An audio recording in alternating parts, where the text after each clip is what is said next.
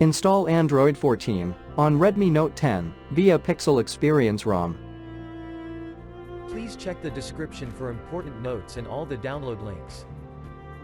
First download ROM and GApps packages, then transfer the downloaded files to the phone storage. Link is in the description below. Step 2. Boot your device into TWRP recovery. Once in TWRP, click on Wipe, Advanced Wipe, and select the check boxes, as shown in the image, excluding internal storage.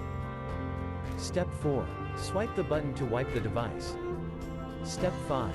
Go back to the recovery main screen, and tap on the Install button. Step 6. Navigate to the storage, and select the ROM zip file.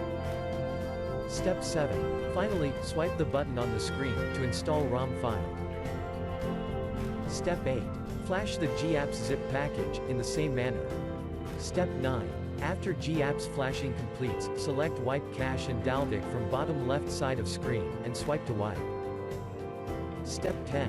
When the flashing process is complete, hit Reboot System. That's it, you have successfully installed the ROM on your device.